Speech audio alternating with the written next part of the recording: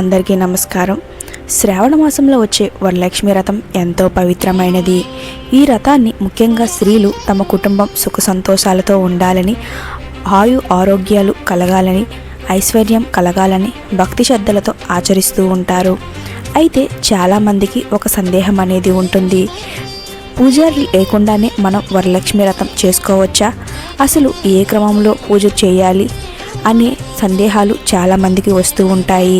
అందుకే ఈరోజు వరలక్ష్మి వ్రతాన్ని మొదటి నుంచి చివరి వరకు ఏం చేయాలి, ఏ సమయంలో ఏం సమర్పించాలి, వ్రతకథ ఎప్పుడు చదవాలి, తోరణం ఎప్పుడు కట్టుకోవాలనేది చాలా సులభంగా అందరికీ అర్థమయ్యే విధంగా అయితే చెప్పబోతున్నాను.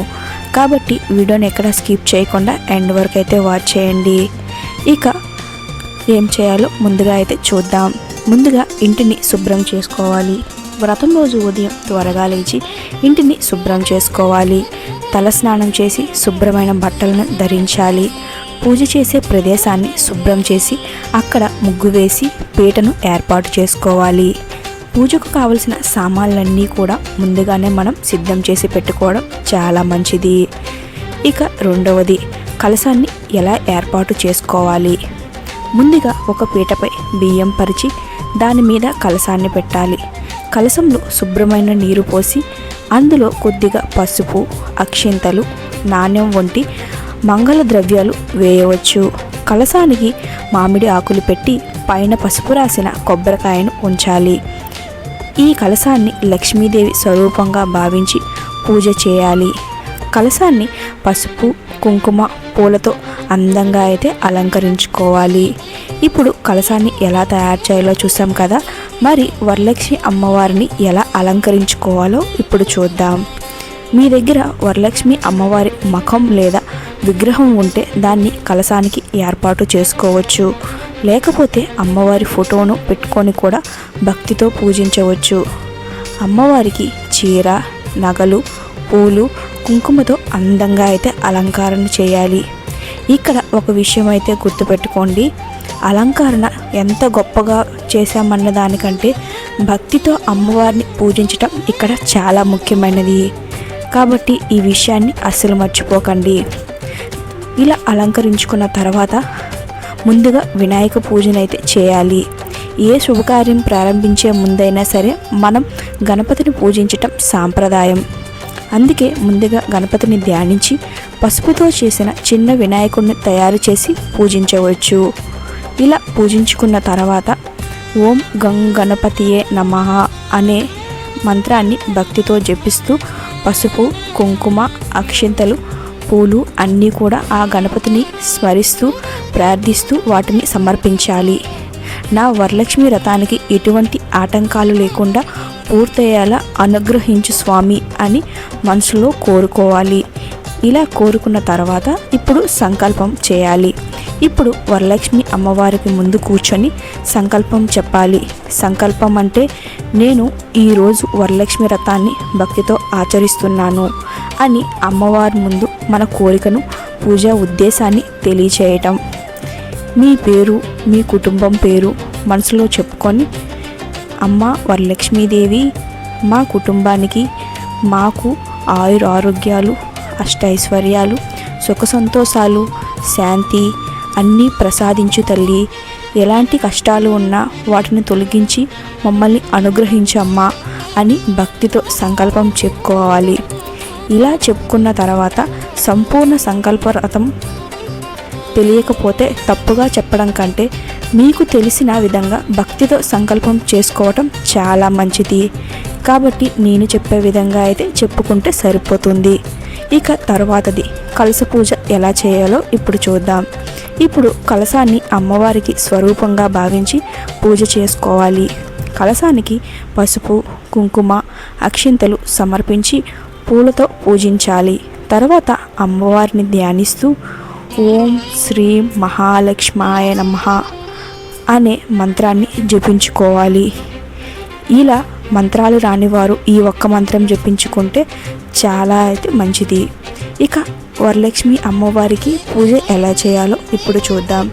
ఇప్పుడు అమ్మవారికి పసుపు, కుంకుమ, అక్షింతలు, పూలు సమర్పించుకోవాలి. అమ్మవారికి ఇష్టమైన పూలతో పూజ చేసుకోవాలి. మీకు లక్ష్మీదేవి అష్టోత్తరం లేదా లక్ష్మీదేవి నామాలు తెలిసి ఉంటే వాటిని చదువుతూ పూలు సమర్పించవచ్చు. తెలియకపోతే ఓం శ్రీ మహాలక్ష్మాయ నమః అనే భక్తితో ఈ మంత్రాన్ని జపిస్తే చాలు. మీకు అష్టోత్తర శతనామావళి లక్ష్మీదేవి నామాలు రాకపోయినా పర్వాలేదు. సో ఈ ఒక్క మంత్రాన్ని జపించి మీ యొక్క పూజను ప్రారంభించవచ్చు. ఇక తోరణం ఎలా కట్టుకోవాలో చూద్దాం. వరలక్ష్మి వ్రతంలో తోరణానికి కూడా ప్రత్యేకమైన ప్రాధాన్యత అయితే ఉంటుంది. పసుపు రాసిన దారాన్ని సిద్ధం చేసుకోవాలి. ముందుగా సాధారణంగా అందరూ ముడులు వేసి పూజలో ఉంచుతూ ఉంటారు. ఈ తోరణాన్ని అమ్మవారి ముందు పెట్టి పసుపు, కుంకుమ, అక్షింతలు, పూలతో పూజించాలి. పూజ పూర్తయిన తర్వాత సాంప్రదాయం ప్రకారం మహిళలు ఆ తోరణాన్ని కుడి చేతికి కట్టుకుంటూ ఉంటారు. మీ కుటుంబ సాంప్రదాయం ప్రకారం తోరణం కట్టుకునే విధానాన్ని అయితే మీరు పాటించండి. ఎందుకంటే చాలామంది ఎడమ వైపు కూడా కట్టుకుంటూ ఉంటారు కాబట్టి. ఇక వరలక్ష్మి వ్రత కథ ఇప్పుడు చాలా ముఖ్యమైన భాగం. పురాణ కథనం ప్రకారం మగధ దేశంలోని కుండినా నగరంలో చారుమతి అనే స్త్రీ ఉండేది. ఆమె భర్తను, అత్తమామలను గౌరవిస్తూ భక్తి శ్రద్ధలతో జీవిస్తూ ఉండేది.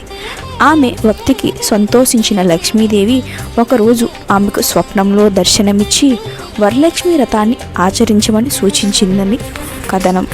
చారుమతి అమ్మవారి సూచన ప్రకారం వ్రతాన్ని ఆచరించింది. ఆమెతో పాటు ఇతర స్త్రీలు కూడా భక్తి శ్రద్ధలతో పూజ చేయటం ప్రారంభించారు. అమ్మవారి అనుగ్రహంతో వారికి సంపద, సుఖ సంతోషాలు కలిగాయని వరలక్ష్మి వ్రత కథ చెప్పుతుంది. అందుకే ఈ వ్రతాన్ని భక్తితో ఆచరించి అమ్మవారి కథను వినటం లేదా చదవటం మన యొక్క సాంప్రదాయంగా అయితే వస్తూ ఉంది. ఇది పురాణ లేదా సాంప్రదాయ కథనం. ప్రాంతానుసారం కథలోని వివరాలు కొద్దిగా మారవచ్చు, కానీ కథ మాత్రం ఇదే. అమ్మవారి యొక్క కథ అనేది పూర్తయింది. ఇక తర్వాతది నైవేద్యం. ఇప్పుడు అమ్మవారికి నైవేద్యం సమర్పించాలి. మీ కుటుంబ ఆచారం ప్రకారం పాయసం, పులిహోర, బూరెలు, గారెలు, పూర్ణాలు లేదా ఇతర ప్రసాదాలను సిద్ధం చేసుకోవచ్చు. నైవేద్యాన్ని అమ్మవారి ముందు పెట్టి, అమ్మా నేను భక్తితో సమర్పిస్తున్నా, ఈ నైవేద్యాన్ని స్వీకరించి మమ్మల్ని అనుగ్రహించండి అని కళ్ళు మూసుకొని ప్రార్థించుకోవాలి. ఇక తర్వాతది హారతి. నైవేద్యం తర్వాత అమ్మవారికి హారతినైతే ఇవ్వాలి. హారతి ఇస్తూ అమ్మవారిని ధ్యానించి కుటుంబ సభ్యులందరూ కూడా సుఖ సంతోషాలతో ఉండాలని ప్రార్థించుకోవాలి. ఆ తర్వాత అమ్మవారికి నమస్కారం చేసి పూజను ముగించాలి. ఇలా ఇవన్నీ చేసిన తర్వాత చివరిగా అమ్మవారిని ప్రార్థించాలి. పూజ చివరిలో మనస్ఫూర్తిగా అమ్మవారిని ఇలా ప్రార్థించవచ్చు. అమ్మ వరలక్ష్మీదేవి, మా ఇంట్లో ఎల్లప్పుడూ శాంతి, సంతోషం, ఆరోగ్యం, ఐశ్వర్యం ఉండేలా అనుగ్రహించమ్మా. మా కుటుంబ సభ్యులందరినీ కాపాడమ్మా. మా కష్టాలను తొలగించి మంచి మార్గంలో మా కుటుంబాన్ని, మమ్మల్ని నడిపించమ్మా అని మనస్ఫూర్తిగా అయితే కోరుకోవాలి. ఇక ఒక ముఖ్యమైన విషయం ఏమిటి అంటే, వరలక్ష్మి వ్రతంలో ప్రతి ఒక్కరికి ఇంటి సాంప్రదాయం ఒకేలాగా ఉండకపోవచ్చు. ఎక్కడైనా పూజారి ద్వారా చేసే విధానం ఉండవచ్చు. మరికొన్ని కుటుంబాల్లో ఇంట్లోనే మహిళలు పూజ చేసుకునే విధానం కూడా ఉండవచ్చు. కానీ మీ కుటుంబ సాంప్రదాయం, మీ ప్రాంతీయ సాంప్రదాయం, ఆచారం కంటే దానికి ప్రాధాన్యత అయితే ఇవ్వండి.